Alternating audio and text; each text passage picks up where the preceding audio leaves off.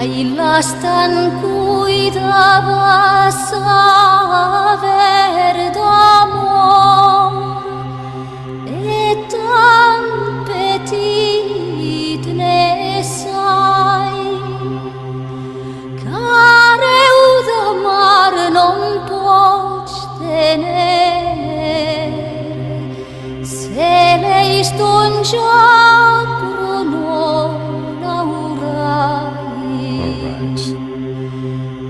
Fade out the music. Mon cor et tout m'ame, et se me sais tot le monde, et comme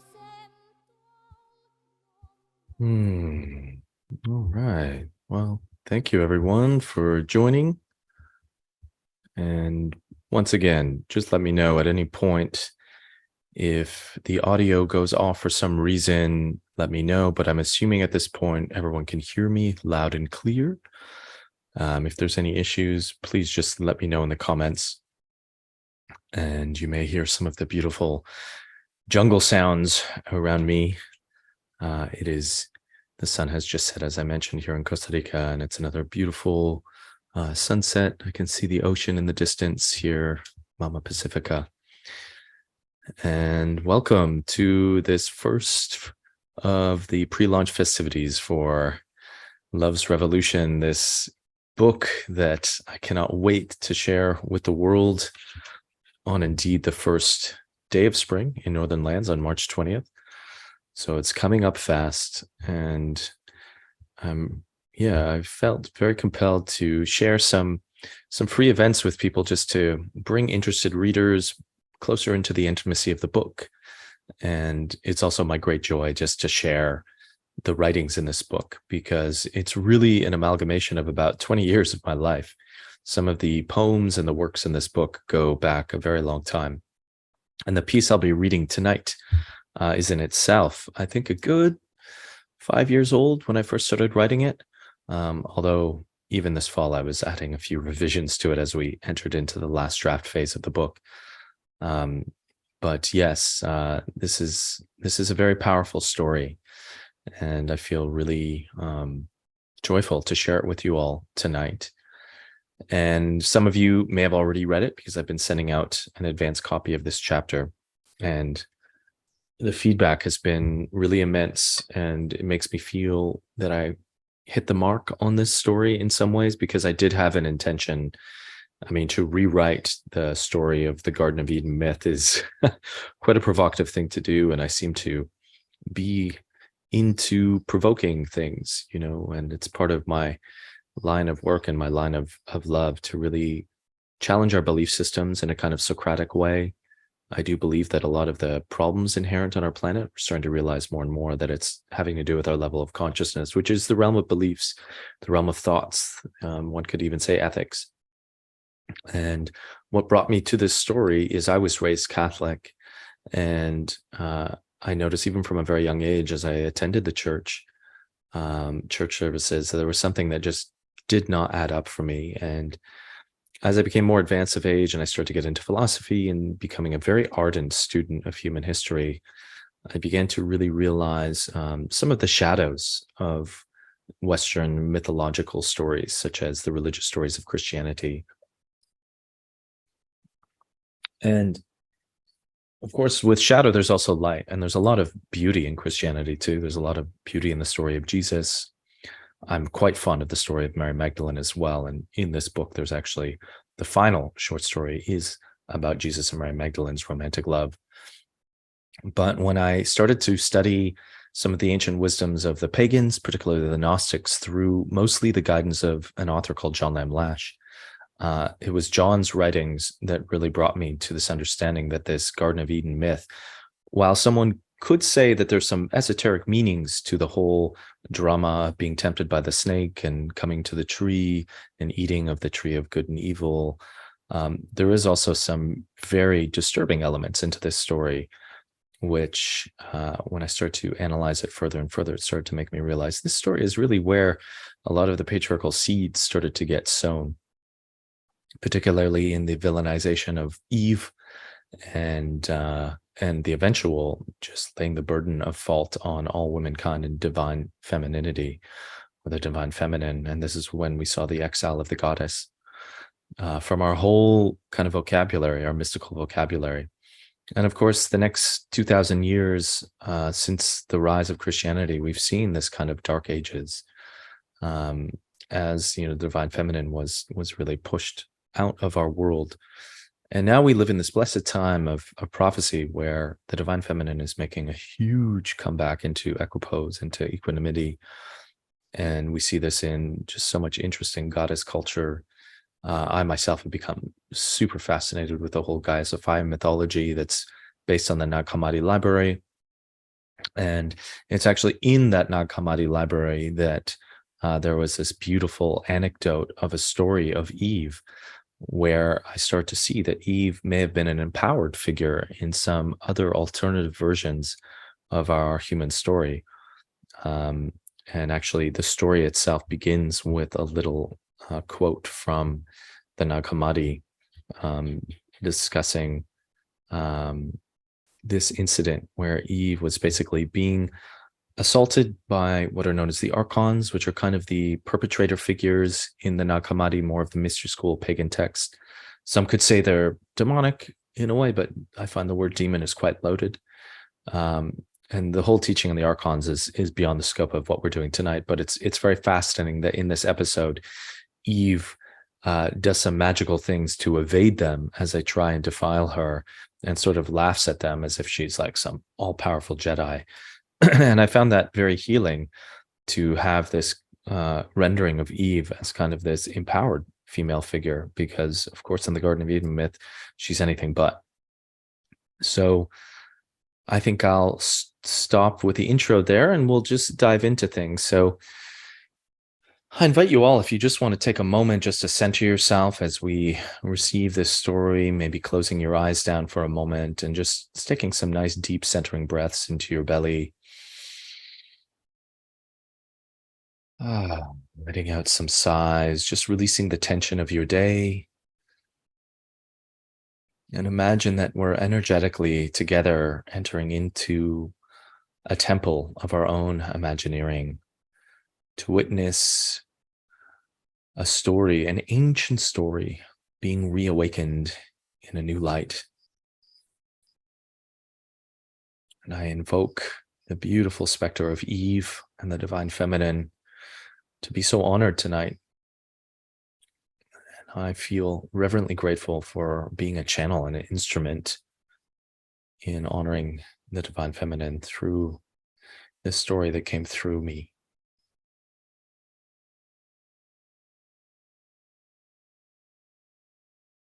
And seeing that light shining in your heart, spreading the light of spirit to every aspect of your being, blessing you.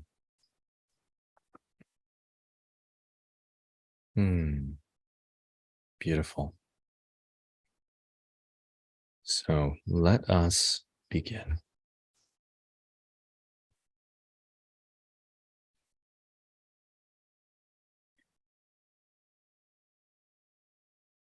What sort of creature is this luminous woman? Now come, let us lay hold of her and cast our seed into her, that she may become soiled and unable to access her inner light. Then those who she bears will be under our charge. But Eve, being a free power, laughed at their decision. She put mist in their eyes and escaped them. On the Origin of the World from the Nag Hammadi Library. The Rise of Eve.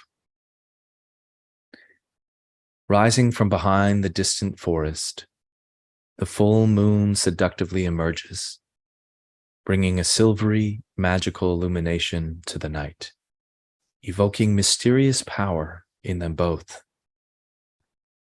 As they gaze reverently at her enigmatic majesty, Eve nuzzles Adam's beard with her face as the quiet flames of the fire flicker across their naked bodies, the sweetness of awe bathing their inner worlds.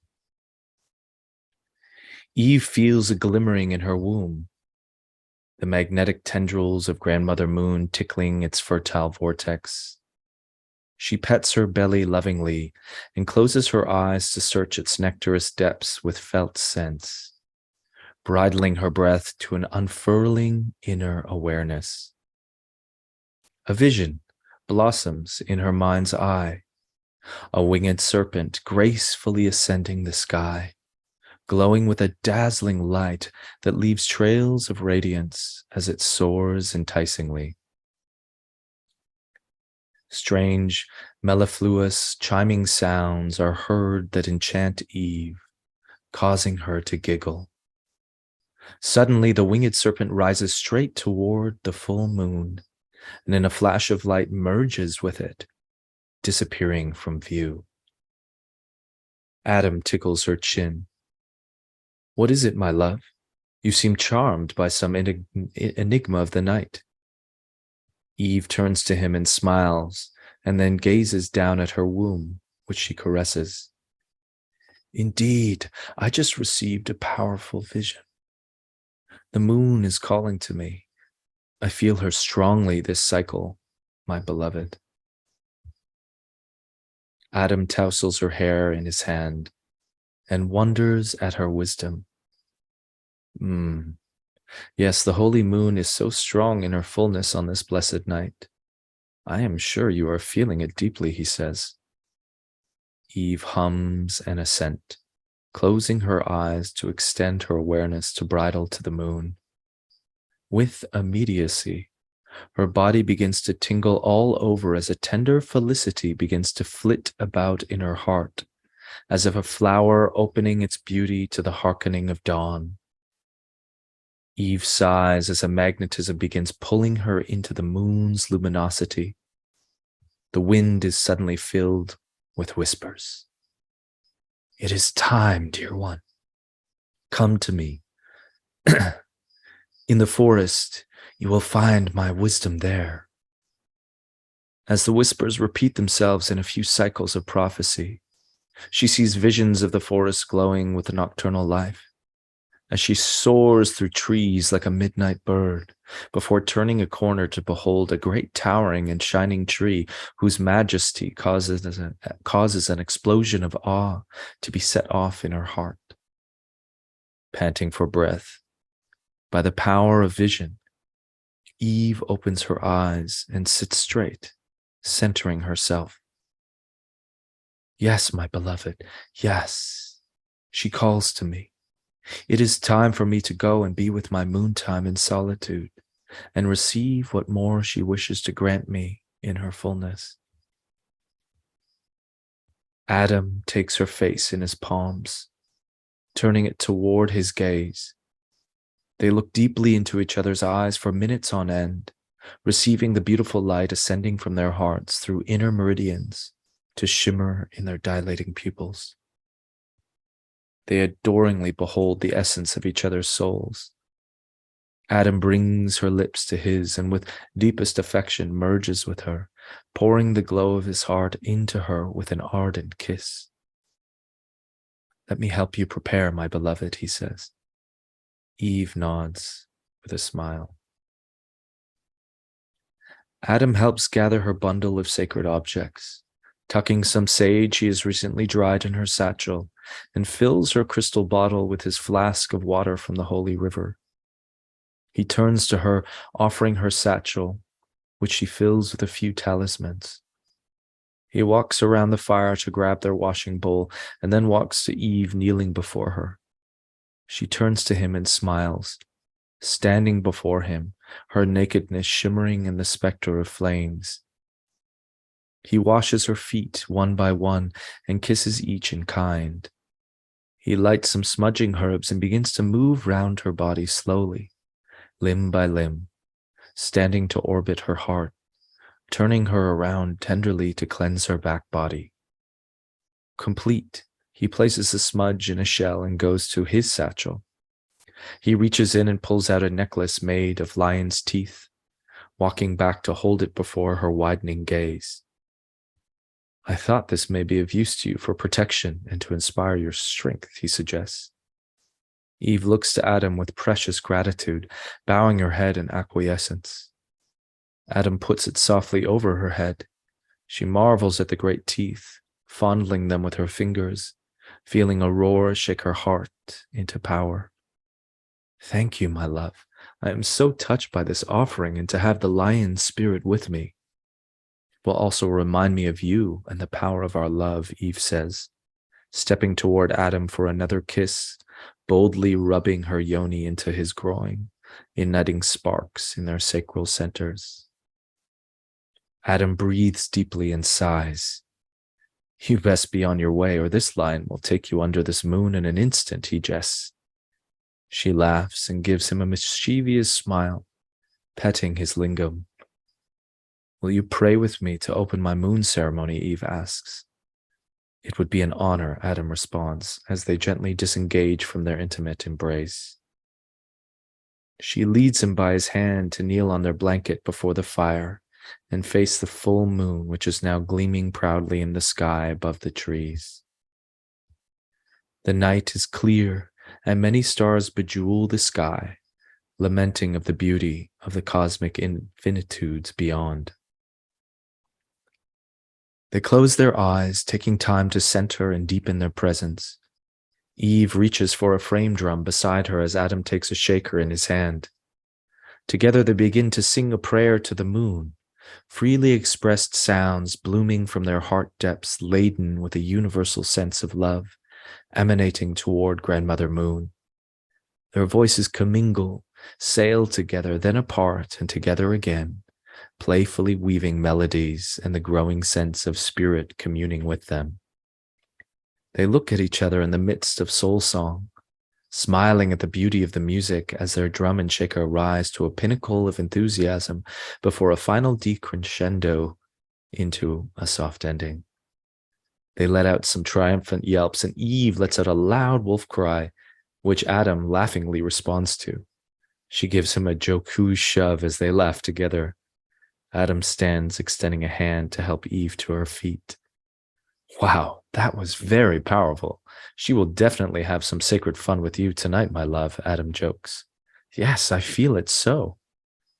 Adam steps toward Eve with a knowing smile and places his hand on the center of her chest, breathing loving energy into her heart center. Eve does the same, and together they breathe, giving and receiving love. Be in reverence and love, my dear one, Eve remarks. I will pray for you, and will be with you in spirit. Adam bows to her. Thank you, my love. I will hold you too in my prayers. I shall keep the fire burning to help guide your journey, and my tender arms will be here to embrace you when you return. They hold each other for a long time, enjoying the quickening of their energies as their breaths continue to penetrate each other. Then Eve turns with a final smile and walks away toward the darkened forest in the distance beyond the clearing. Eve's steps are slow and mindful, relishing the wetness of grass and foliage in the meadow. She peers around her, drinking in the beauty of the full moon's illumination, smattering the environs with enchanting luminosity. She adores these nights when the moon brings such light and mysterious power. The many creatures of the wild are louder than usual, singing their praise to the moon, exuberant to taste the amplified vitality teeming in the ethers. Eve continues to feel the tender magnetism pulling her into the forest that is now just before her. A bat flits by, and an owl hoots upon sight of her as she stands before the crest of trees that border the meadow, commencing the great swath of forest. She hears the rumble of a drum in the distance and turns to see the faint figure of Adam, singing and dancing around the fire with gusto.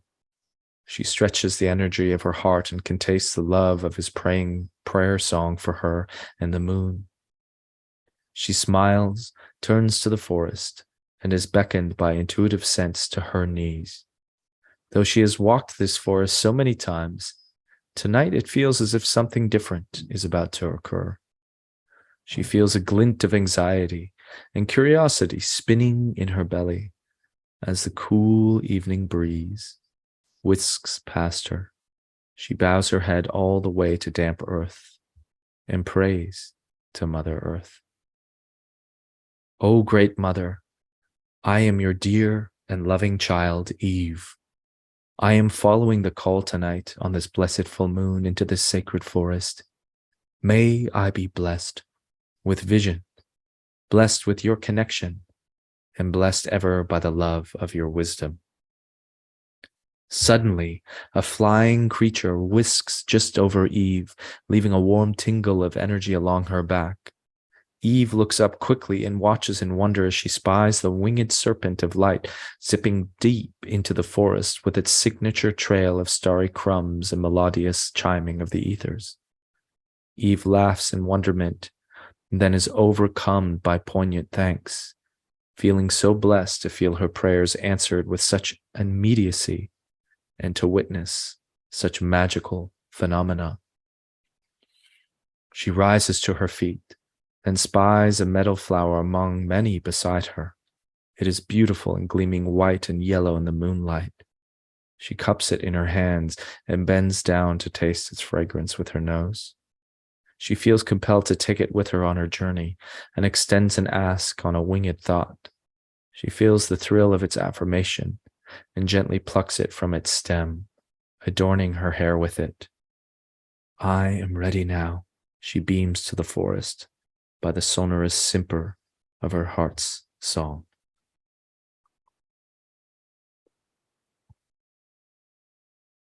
She is humming a soul song to her heart to further open its intuitive sense by vibrational resonance, so she can continue to follow this magnetic trail that keeps encouraging her direction.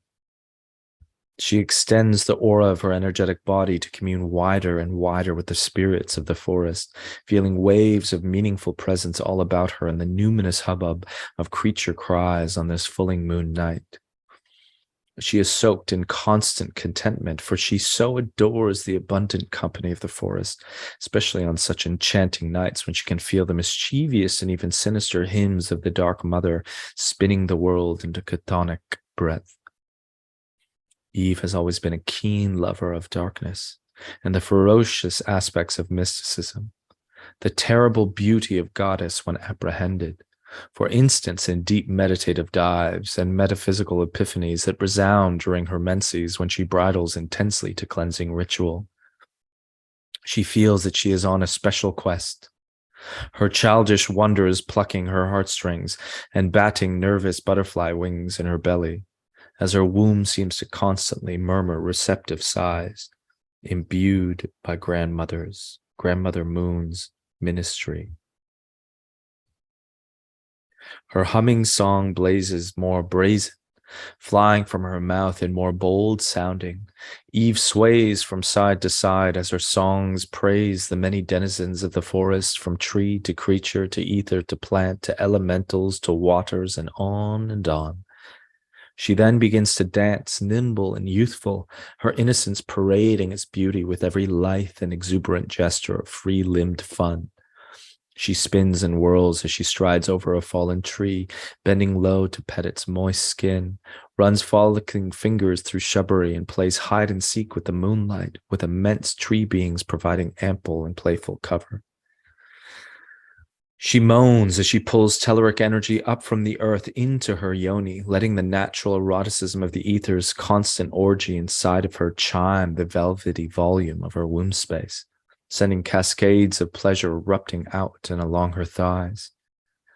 Sighing ravenously, she uses the radiance of her hands to pull the beautiful sexual charges up along her spinal column, deeper into the central channel, as delicious sweetness of sexual delight warbles in her heart.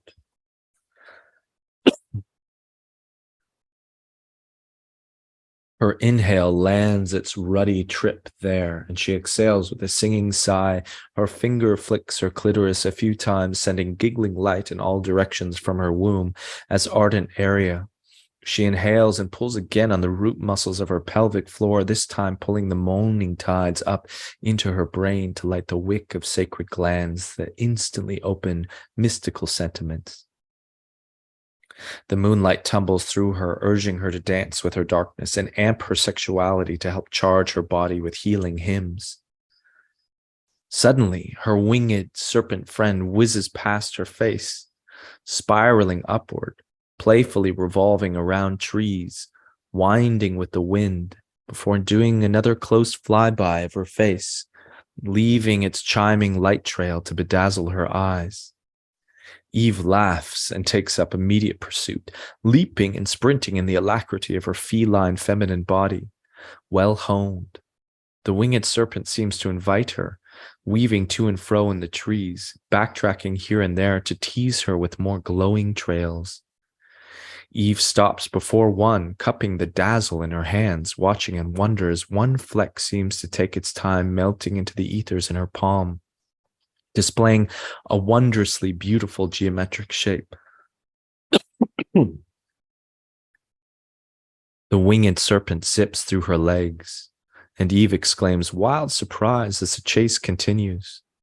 The pace of her run enthuses her already erotically charged body with effervescent bliss, and she yelps and hollers with animalistic primal joy. The winged serpent brings her to a small clearing where a giant tree towers in the center, perfectly set and radiating a majesty of power. Eve slows to a walking pace as her eyes and mouth widen with wonder. Eve has never seen a tree of such immensity, towering over the other treetops, ancient and beauteous. And yet she also feels the bliss of knowing this is the tree from her previous vision by the fire. Eve is powerfully drawn to it and can barely witness her feet moving as if she is being dragged gently toward it, knowing clearly the source now of her magnetic attraction. She stops in her tracks as the energy field of the tree overwhelms her, washing over her cells with a timeless spirit replete with abundant wisdom from long days lived. She gets down on her knees in prayer and supplication, acknowledging this clearing as the tree's domain, and that she is before a great, grand elder spirit. She closes her eyes and extends her spirit tenderly and respectfully as she clasps a quartz crystal from her satchel to help her ground and balance. Eyes closed, Eve draws her awareness to the center of her forehead, activating her spirit eye. From this mystic sight, she gazes into the luminescent world of the ethers, marveling at the sight of this tree being before her. She sees ribbons of colored light circulating up through and around the trunk to the branches to tickle the cosmic energies above, while also pulling that energy down to ground the holy frequencies to earth. She hears profoundly beautiful music, angelic tones and sounds, a mingling of the songs of earth and sky. The tree, like all trees, offers a powerful bridging of these forces. Yet this elder one is clearly conducting a great symphony in this forest. Her spirit dances round the tree, beginning to commune with its great spectrum of energy. All at once, its light quickens in delight with her, sending to her robust swells of bliss that rock her being, causing her to pulse and sway. "You are so holy, mighty tree, my goddess you are," she waves out with shining thoughts. Suddenly, the winged serpent emerges from deep within its roots, floating gracefully now into the center of the trunk. Its hiss is sonorous, whispering to her, "Come to me, blessed daughter of one. It is time to be initiated." It speaks in wild enthusiasm. Eve's heart is electrified, an inner explosion sending ecstasy to her every limb. She opens her eyes with a gasp, falling forward, bracing her hands on the damp earth. Her breath is fast as her body retunes to hold the capacity of this powerful surge of vision. She looks upon the tree with deep gratitude. She rises to her feet and walks toward the tree until she is just before it. Its trunk is gigantic, and she looks up, almost falling backward to take in its soaring height with wonder-struck eyes. She presses her hands softly against its ancient trunk, nuzzling her face against it, kissing it. She feels a serene energy flood in, harmonizing, stabilizing, and deeply restoring. She swells and sings a short prayer to Sophia, the goddess of earth, as reverent tears stream down her face. Gaiama, Gaiama, God is great, wisdom everlasting. We honor you, your shining children, born by your shimmering smile. Eve spreads a small blanket on the earth before the tree and sits facing the forest, her back pressed against the mighty trunk. From her satchel, she pulls out many sacred objects, which she assembles before her in an elegant design: crystals, animal horns, small bottles of oil elixirs, and a small turtle shell that she fills with smudging herbs. As she places each object, she brings it to her chest to imbibe its meaning, mindfully constellating herself to a prayer of purpose, which brings her deeper into reverence. After this is all prepared, her sacred space is now ready to be activated. Eve rises to her feet with a small shaker in her hand and begins to sing prayers to the four directions. With each turn, she feels the energies of earth bringing her deeper into embodiment. Her body begins to tingle with sacred power. After finishing with the direction of the north, Eve kneels to pray to the earth, rises again for the sky and cosmic consciousness. She finishes with her hands clasped against her own heart as a great wind surges past her in blessing. Complete, she sits once again. She commences breathing exercises to charge her body, esoteric methods to pull energy from lower centers up into higher ones, swirling open chakras and flushing meridians with the light of her soul. Once she feels the delicious whir of energy flowing smoothly through her meridians, particularly her head, activating powerful glands and hormonal harmonics, she begins to delve deep into a meditative state, allowing her senses to commune with the majesty of the forest. It is a warm night, and many insects are alive in the jubilance of the moon's lunar reflection. The cool wind refreshes her as she continues to commune with the energies of her body and soul, merging powerfully in the unitive force of presence. Quiet waves of bliss begin to stream through her like soft nectar dripping into her blood. Bliss that is the inner moaning of her body and soul come one. Wholly centered and grounded in her sacred space, Eve expands her field to merge with the great tree, experiencing its ancient beingness, its uppermost branches reaching up to drink the sky, its roots even more immense, spreading through the earth, intermingling with those of other trees in a vast network, a family of arborist communication. The energies converging within these elder tree are truly incredible. She feels the sounds of their vibrations as a strange kind of music that moves her, filling her with wonder, causing her to sigh profusely, overcome with beauty. Eve starts to feel a pulsing heat at the base of her spine, at her root chakra. She guides her felt sense awareness there and beholds an incredible light, steadily increasing in luminosity. Her awareness magically zooms in and she sees in the midst of this effulgence the beloved Devi Kundalini, the power of goddess within every human being as a radiant serpent coiled around her root chakra. The heat continues to build at her perineum, and she watches with her inner eye in awe as the long dormant serpent begins slowly awakening, uncoiling. It raises its head and lets out a loud hiss, and the vibration trembles all the way up her spine, making Eve sigh with sensuous pleasure. The serpent radiates an otherworldly power, both terrifying and utterly beautiful. Eve feels her whole body being activated with energy to ineffable degrees of magnitude.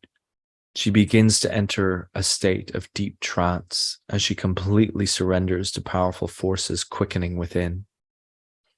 The serpent loudly hisses again as two marvelous wings of light spread out from either side of its writhing body, just as her vision back at the fire.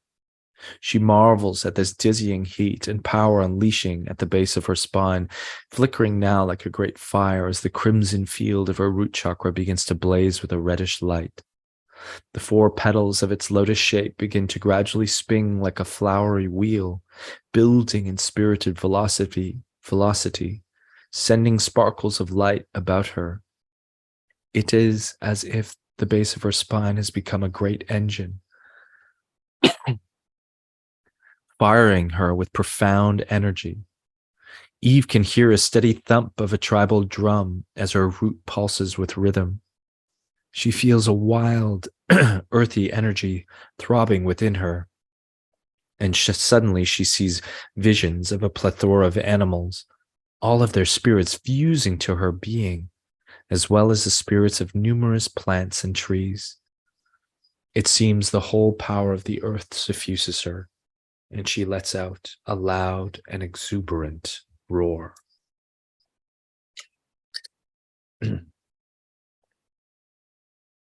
Earth, rooted support, sacred ground, primal innocence, untamable wild.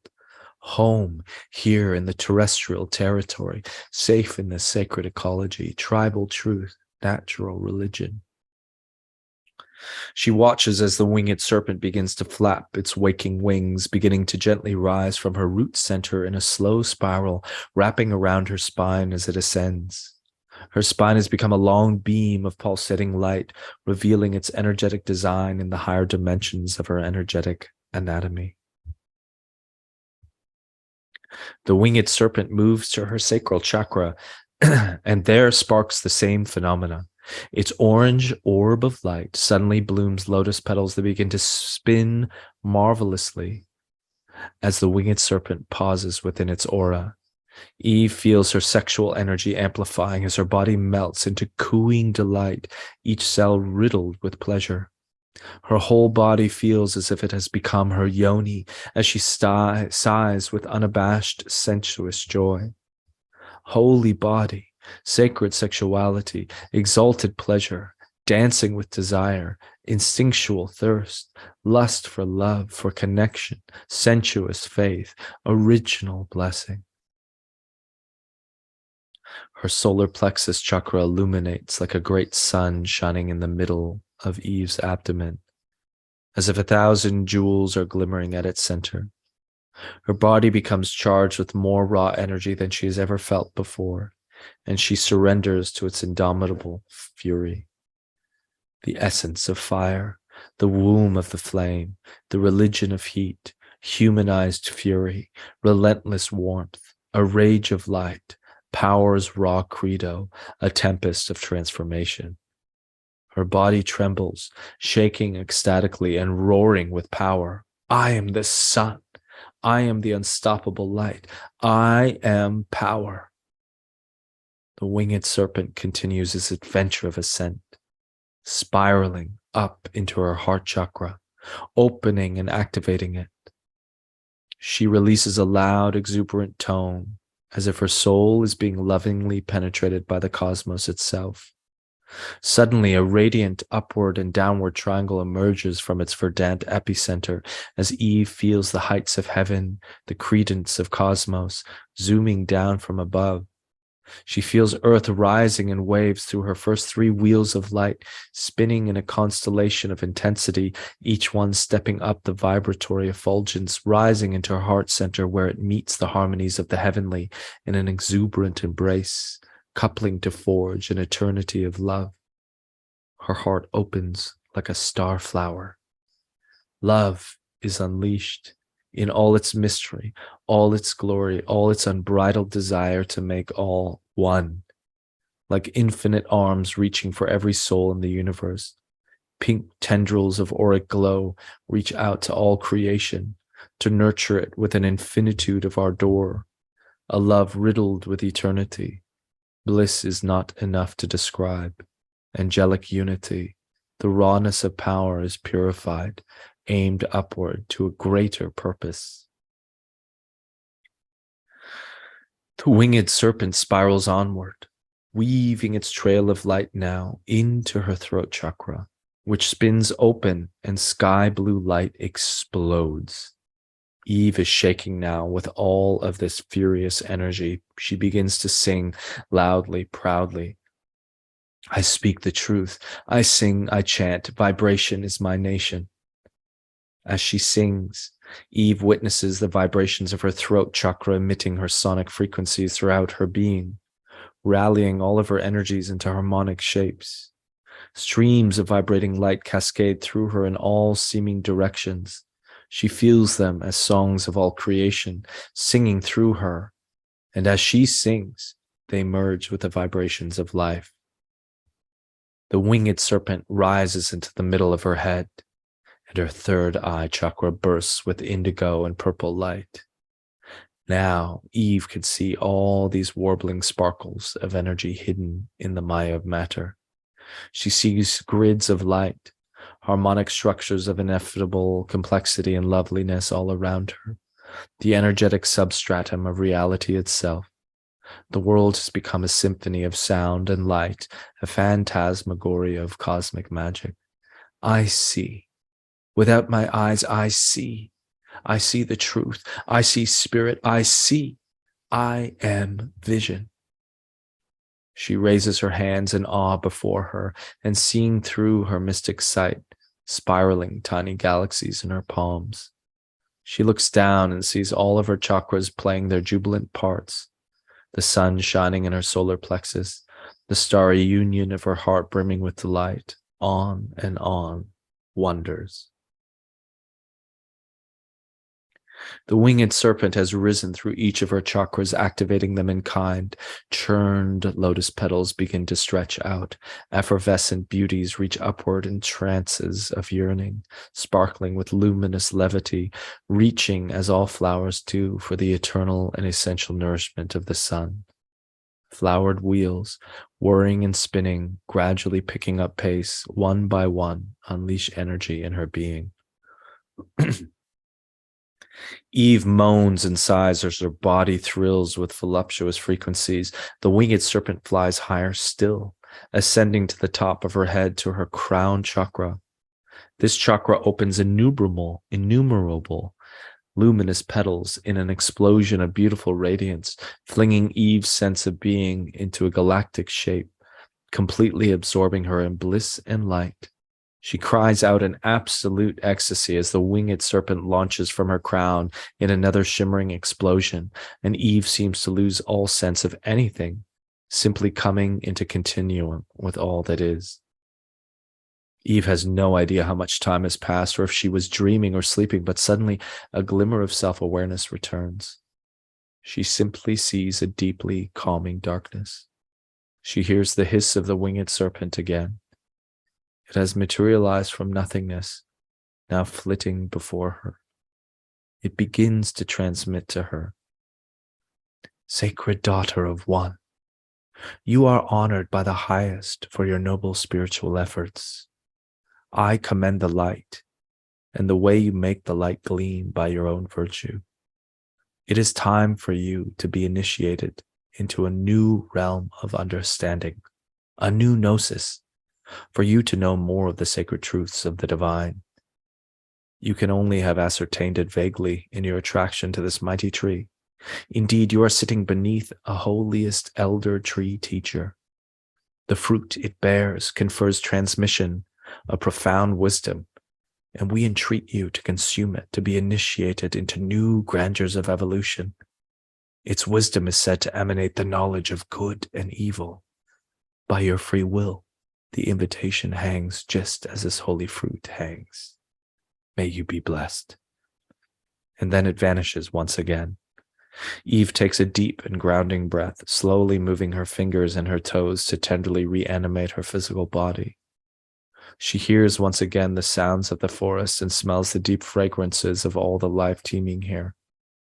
She opens her eyes, With the moon full above, Eve fondles the hanging fruit glowing in the otherworldly light with reverence.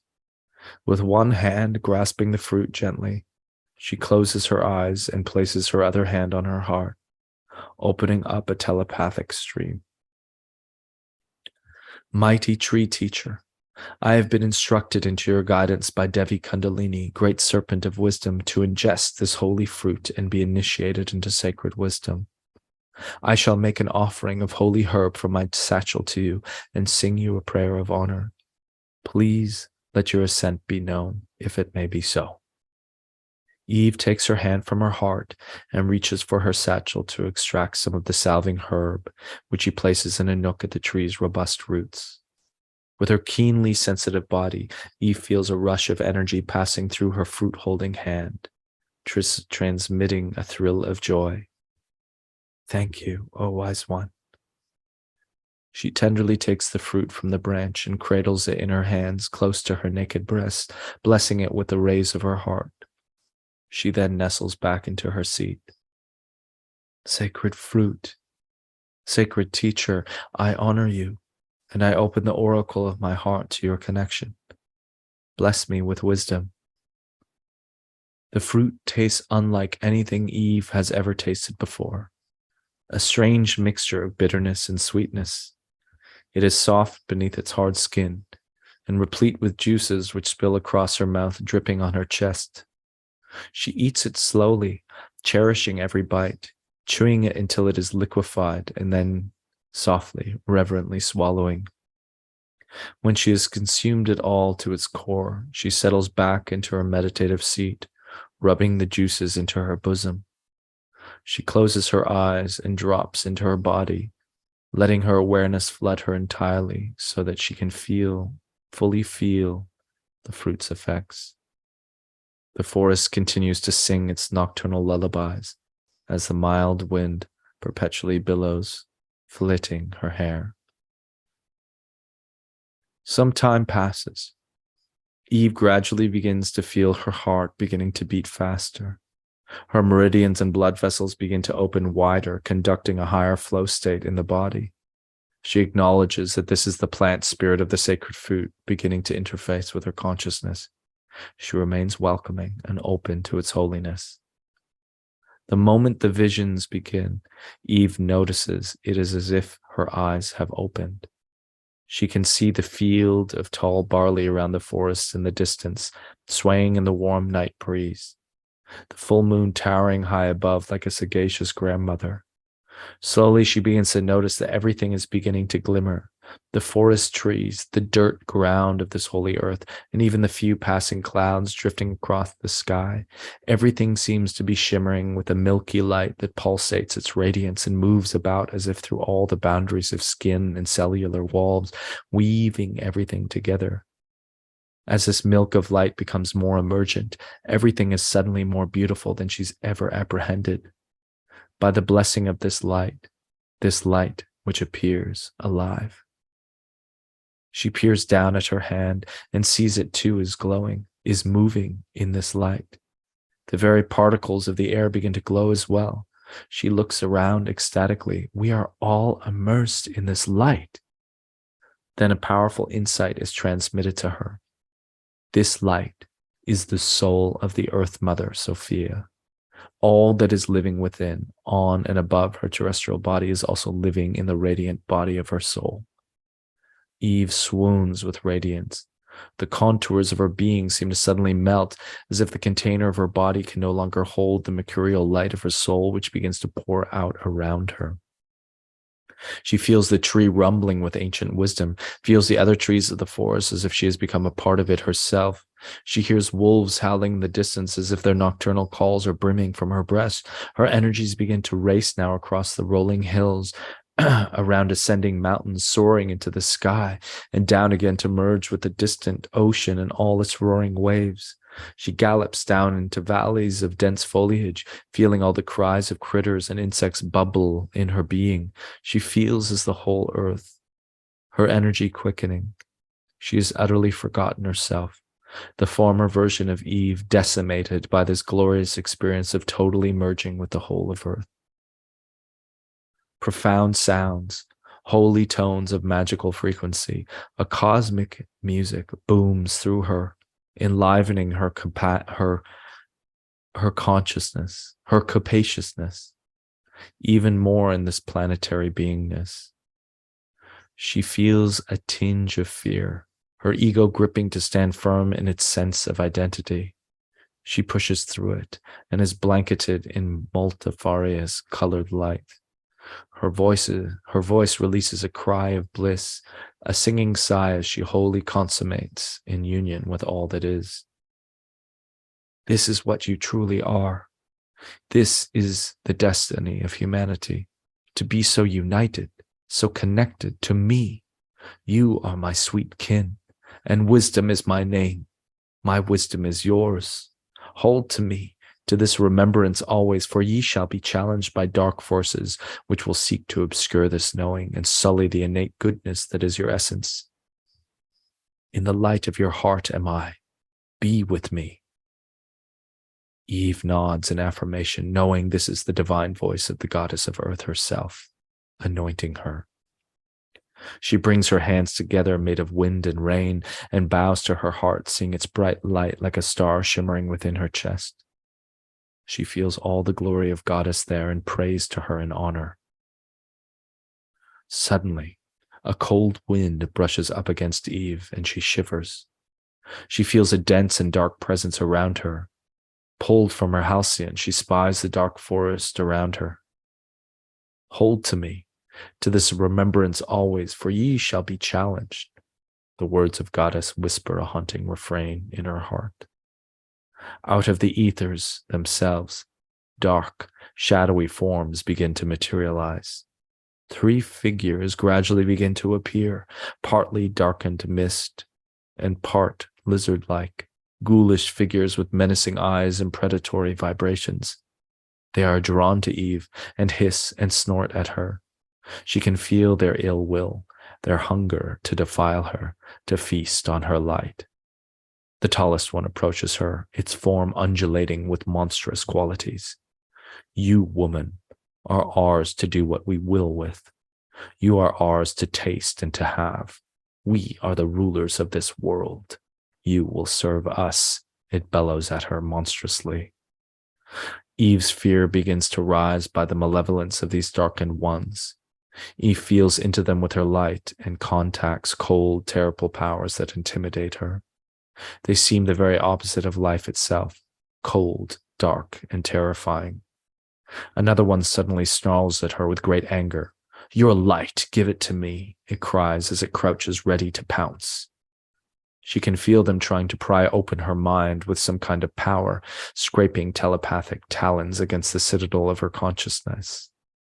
Eve breathes deeply into her heart and dives into connection there.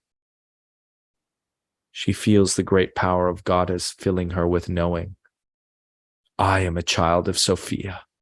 I come from her womb. I serve only her. The shadowy forms begin to laugh at her. You are our kin, woman. We are your makers. This is our world. Eve is bewildered for a moment. Could this be true? Her thoughts begin to race in confusion. Doubt begins to creep in, and she subsequently feels her light waning. The shadowy monsters begin to approach her now, feeling the diminishing of her defenses.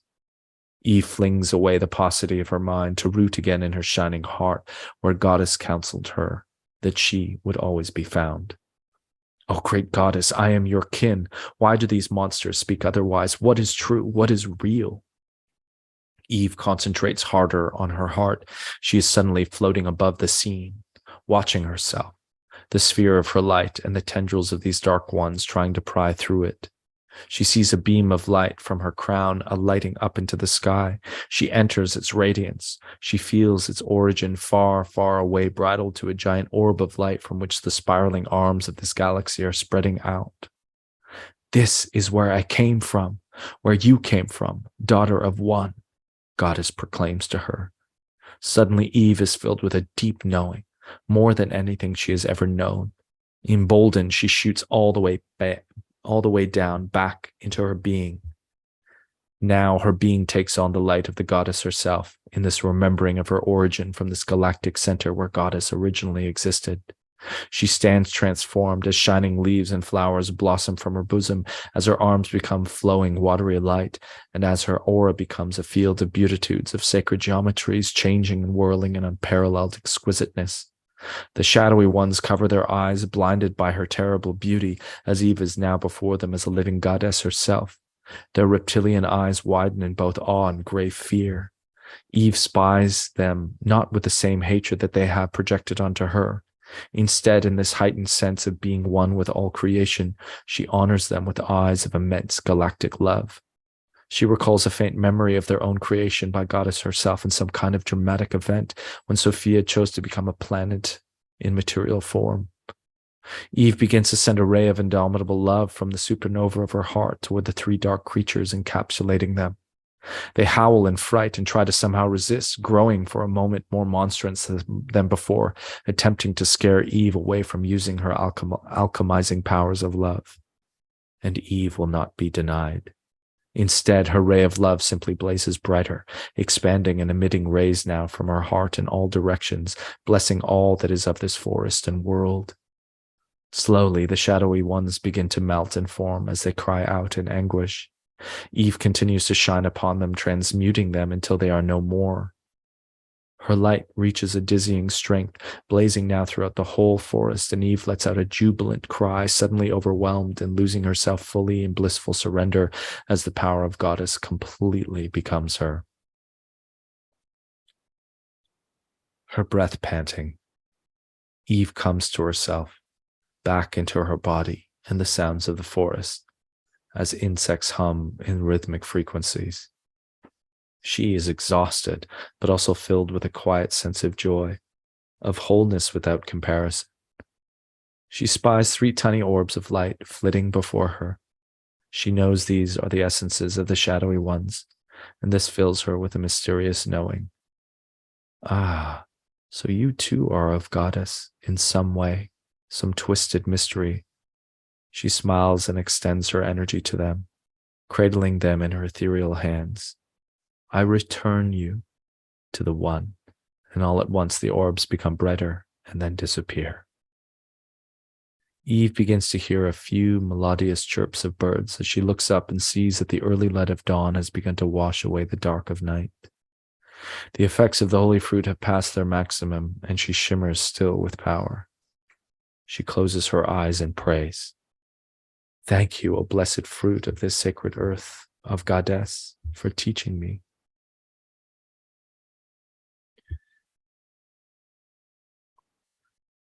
She fondles the light of her heart with her awareness and nestles there with the radiance of Goddess. Sweet daughter, you have done well. You have learned well. These shadow ones exist here too, and are ever challenging your light. It is your destiny to overcome them, to know the good from the ill, and hold fast to virtue, which is the way of this universe. They will seek ever more to distract you from the path of your soul's evolution, and you must not be so dismayed, nor fall into their obfuscations, for they will whittle your will to continue on the path and weaken your luminosity. You must learn to ever be present, conjoined to me in the sanctuary of your heart, liberating yourself from their clutches, Goddess whispers to her. Ah, yes, great mother. Yes, I am yours, Eve replies. Suddenly the light in Eve's heart makes a powerful and beautiful tone of celestial sound, and its light grows. Eve deepens her connection there and receives another vision. She sees her and Adam bridled in lovemaking. They are in the yab-yum position, with Eve sitting atop of him, her legs are wrapped around, both in a meditative pose. Their foreheads are touching tenderly. She notices the sphere of light around them, of each of their soul fields, which are merging to create a new sphere that is profoundly brilliant. She notices around them some of the menacing shadowy forms trying to get in and distract them from this tender and precise angelic embrace of their sexual energies, which they are quickening with artful breath and awareness, amplifying them and pulling up their generated energies from their genitals up into their heart and the higher centers above, which makes them blaze with magnificent light. She sees that as their auras merge to form this new aura, they are lifted beyond the shadows, who now look about confused as if they have disappeared. And as they float into the empyrean above, majestic rays of cosmic energies connect to this twin created field, empowering further their sacred sexual work. This is the Nymphian, dear daughter. It is created by the combined energies of two beloveds bridled in an ardent embrace. Your sexuality has a secret. It can be used to liberate you from the shadow ones where you are clearer to work on your souls. Teach this to your beloved, and together learn and spread this eternal art of love. Eve rises with a smile on her lips as she drinks the light of dawn seeping through the many leafy branches hanging with the sacred fruit. She is overflowing with wonder and wisdom, her heart endlessly streaming revelations that soothe her soul. She stretches her body into further awakening, sighing and moaning melodiously. She squats down to her blanket, to the dark and moist patch made of her moon blood, and squeezes some of it onto her hands. She stands and turns to the tree, her palm facing its mighty trunk, and she wipes her blood onto its bark before wrapping her arms around it in an exuberant embrace. She feels herself merging with it, a final soft dalliance of the mystical fruit-provoking visions. She feels the skies singing soaring songs of love down from cosmic infinitudes, which the highest branches receive with their opened leafy palms joyfully. These heavenly vibrations pass then through the tree's mighty wood, form all the way to its roots, which exhale the ethereal areas to the earth. And the earth, in sweet kind, sings her own, which the roots then send up to branches to be emitted skyward.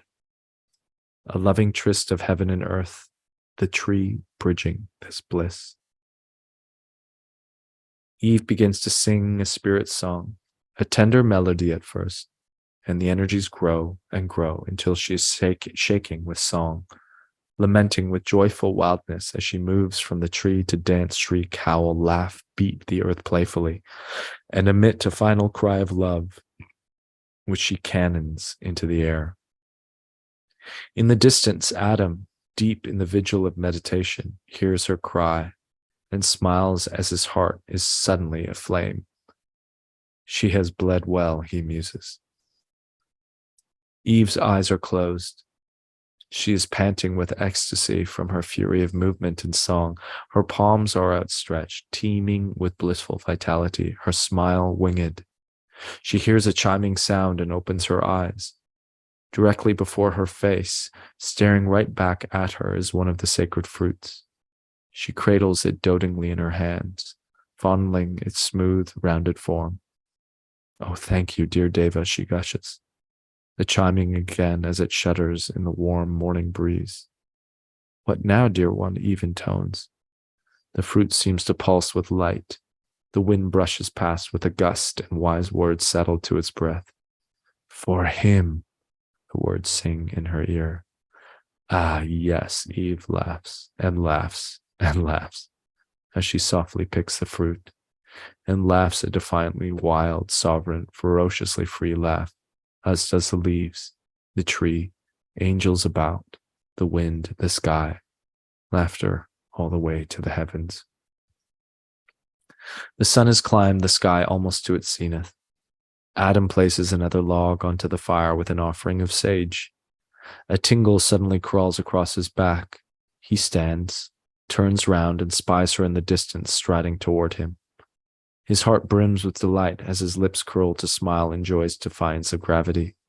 He watches her, facing her, drinking her in with every step, sending his boon of heart back to her in kind. Eve is still smiling as she fixates on Adam, full with so much to share, so much to co-create with him, to teach and to learn. She stops about 10 meters from him as they gaze and breathe each other in. She must be slow, for her vibration has shifted, as it does with every turn of her womb. And so it is every time. She must be slow for him, as he is for her following his sun lodges.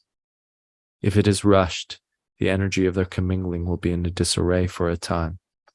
They have learned by the good wisdom of nature how to ever unite with the excellency of love, and so they breathe each other in and breathe each other out, expanding the shining of their souls, so they may tousle in subtlety and attune to this ever-evolving song of oneness between them. They feel it, a syncing of heart songs, as if a duet has converged into sweet harmony. So they take steps toward each other in perfect unison, and the sun seems to shine brighter upon them, illuminating a nimbus over them. They stop just before each other, their loins brimming with the delicious passion to unite, which they pull up to be anointed by the chalice of their hearts, transmuting the sacral symphonies into celestial joy. They sigh and take their palms in prayer. They bow in, touching foreheads, drinking with breath this incipient connection of their mortal frames. I have so much to share with you, my love, Eve sends with a thought. And I am so joyful to receive you, Adam responds.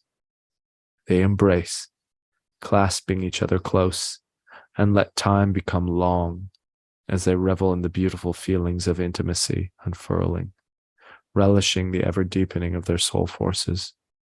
After a short while, Adam retracts to clasp Eve's face in his hands, looking deep into her eyes with smiling wonder. Ah, you are ever more beautiful, my love. What wonder is this power of womb? You have bled well, and by your bleeding you have cleansed yourself and the soul of the world. I am grateful for your journey. I see this glint in your eyes and cherish it, Adam says. Eve smiles brightly in return. Yes, my beloved, a journey it has been. I have so much to share.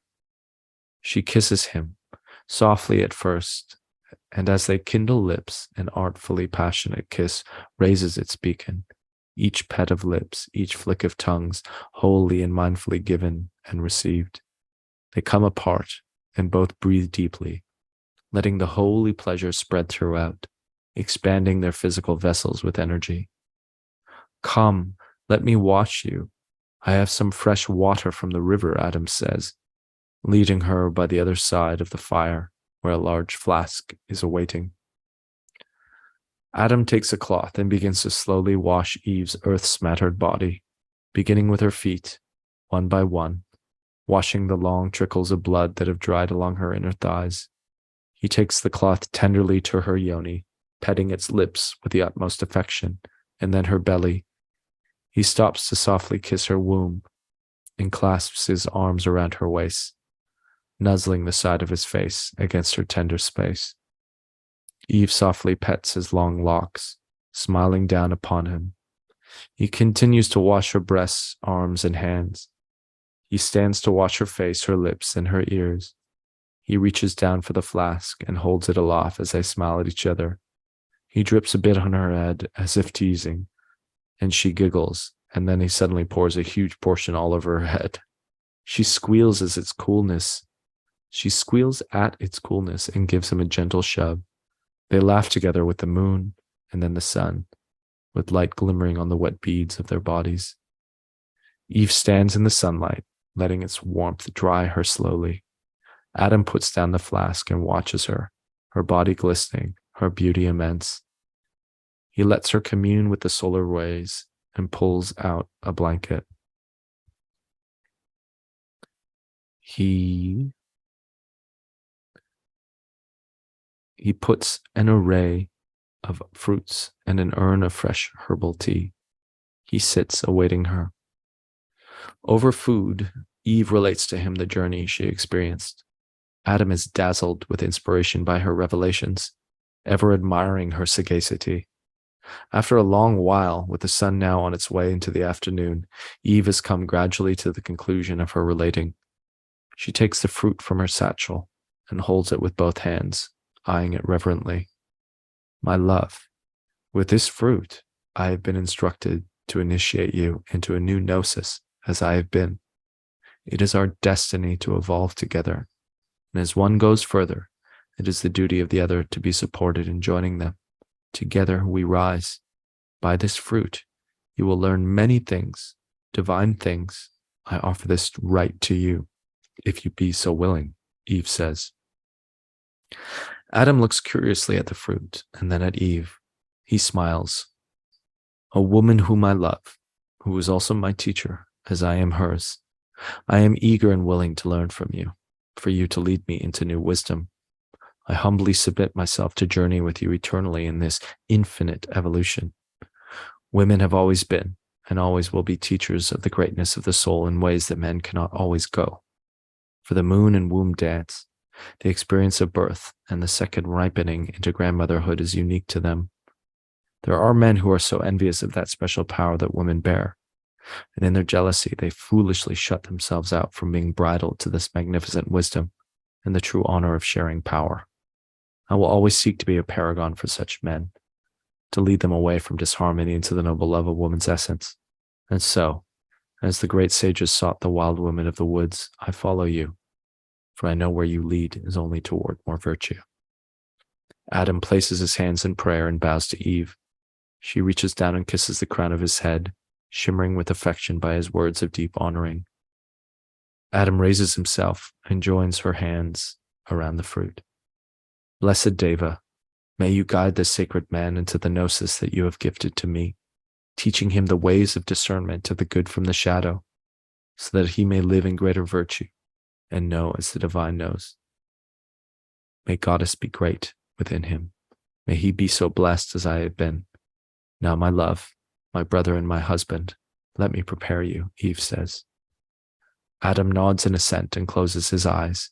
Eve places the fruit before him and stands to fetch sage and holy oils with which to anoint him. She smudges him all around, places oil on his feet, and finally takes a cloth from her satchel, still moist with her moon blood. She paints a streak on his forehead and a circle in the center of his chest. Finally, with her drum, she sings a warrior song to rouse him into strength. It is done, my love. You are ready, Eve says. Adam bows again to her as she comes to sit before him. She takes the fruit in her hand and kisses it before handing it to Adam. Adam takes it in his hands and offers his prayer. O Sophia, goddess of earth, great mother, I am grateful for this sacred food and blessed to be initiated into great gnosis. I come to you humbly with a heart open and ready to learn. I love you, O great goddess. I serve your wisdom, Adam says. He takes the fruit to his lips and kisses it. He holds it before him, reaching his awareness into its field, feeling its powerful, shimmering nectar. He eats slowly, relishing its taste, letting every bit be bridled with his fullest attention, welcoming every morsel into his body with love and respect. When finished, he places the core on the earth beside him. Eve smiles coyly at him. She moves to him and sits carefully in his lap, wrapping her legs around him as they converge in the sacred yab-yum position, face to face, smile to smile, heart to heart. Adam feels the tingles of his lingam and Eve's yoni beginning to sing to each other with the powerful energies of their sacral and roots beginning to entwine. Together, my love, we are safe and sacred. Our sex, our lovemaking, has the power to protect us, to offer us a mystical vessel so we may journey the dimensions without disturbance by the shadowy ones. Breathe with me now, she softly speaks. They embrace as their genitals continue to tingle and communicate. She guides him in a circular breath with her, as they amplify their magnetic polarities until they swell with delicious energy. Eve continues to lead further tousling techniques with breath and felt sense until they are both dewy with love juices flowing. And with prayer and deep and ardent kisses, they finally interpenetrate, Eve guiding Adam's lingam into her softening and opening wilderness. They sigh blissfully. The fruit has begun to open its power in Adam as he looks aloft and sees the shimmers of rainbowy hues wrapping around him. His eyes bulge with wonder as he beholds this marvelous beauty. My love, he gasps. What magic is this that enwraps us? Eve laughs and moans as she gently drives her hips into him. It is us, my dear, and the mysterious power of our love.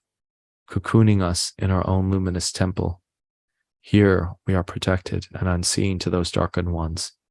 Here we can commune purely with Goddess, with Source. Here we are free by our naked union, by our sex. We are. Adam laughs as he stares at her with awe, kissing her ardently. Shadowy entities who were spying on them before behind a bush witness them glowing into pure light, blinding them. And as their unified frequency continues to elevate via voluptuous genital energies, which they continue to let swell through their body's meridians, lighting up their chakras, they are raised to the higher realms, disappearing completely from the realm of the shadowy ones who look around bewildered. Adam and Eve breathe the love in their loins up into their heads to activate the glands in their brains, enthusing their crowns, which burst in 1,000 directions with light. Adam spans out from their slow ecstasy to drink in the sky and sun with his breath. He holds out a hand to see it glowing with a light that seems to flow from him, as if he has become a radiant river of energy, communing with everything around him. Eve giggles as she pulses deeply into him again, which sends him soaring with feeling. He exhales in a singing sigh as he melts into the all, and she sighs with him, as does the sky, the sun, the moon, the fire, the waters. Eve bends her forehead to his, and he does so in kind. With their foreheads touching, the lights of their third eyes intermingling, their awareness fills with blissful radiance.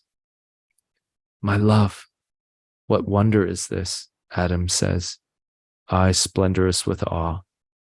Eve smiles sagaciously and adoringly in return. Let me teach you, my love, Eve whispers tenderly. Adam smiles in dutiful assent.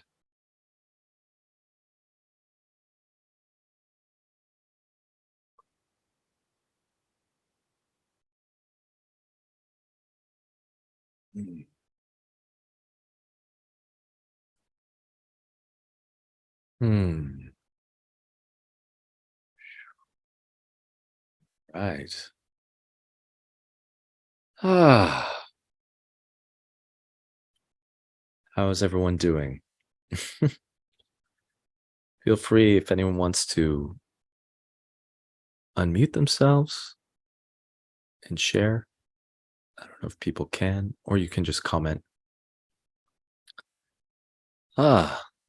It's funny. My friend Alana, who I'm living with, this beautiful couple who recently had this beautiful child that I'm the godfather of, and Alana read that the other day.